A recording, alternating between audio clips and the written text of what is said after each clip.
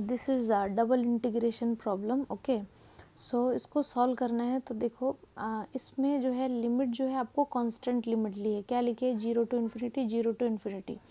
तो यहाँ पे इसको सॉल्व करने के लिए आप क्या करो, आप किसी के भी रिस्पेक्ट में पहले कर सकते हो, इसमें कोई रिस्ट्रिक्शन नहीं है। तो हमको ईजी क्या लग रहा है कि हम पहले इसको विथ रिस्पेक्ट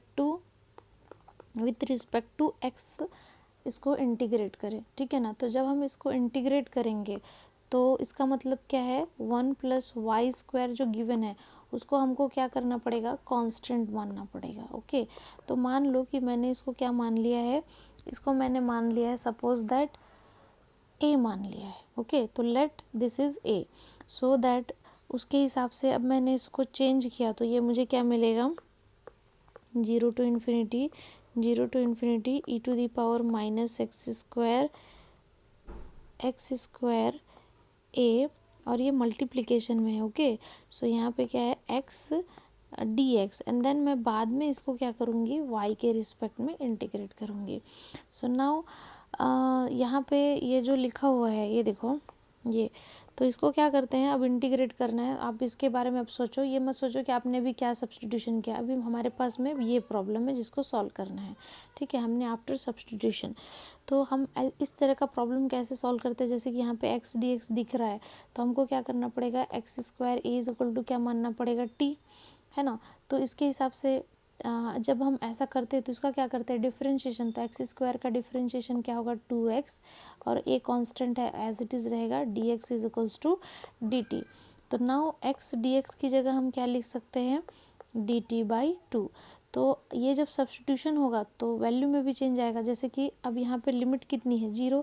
तो जब x का वैल्यू 0 होगा तो t का वैल्यू क्या आएगा, क्योंकि t का वैल्यू कितना है, एक्स स्क्वायर ए है। तो जब एक्स स्क्वायर का वैल्यू 0 रखेंगे तो टी का भी वैल्यू क्या आएगा, 0 आएगा।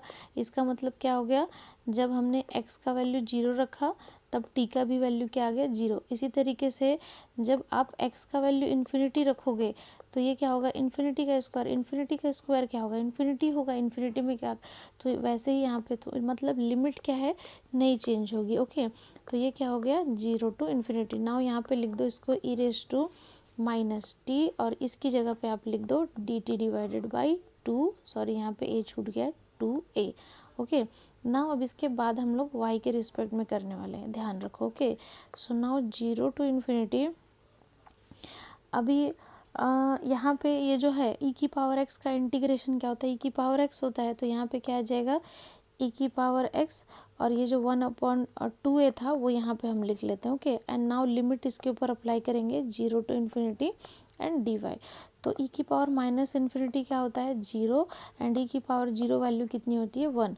तो यहाँ पे integration of 0 to infinity 1/2a, ये हो जाएगा e की पावर माइनस इन्फिनिटी, क्योंकि हमने किसके रिस्पेक्ट में किया, आफ्टर सब्स्टिट्यूशन t के रिस्पेक्ट में।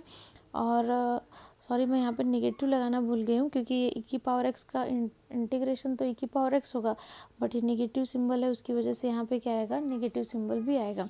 ऑलरेडी नेगेटिव है और लोअर लिमिट लगाएंगे तो ये प्लस हो जाएगा, e की पावर 0 हो जाएगा, क्योंकि ये लिमिट यहाँ जाएगा एक बार, अपर लिमिट की वजह से यहाँ आएगा।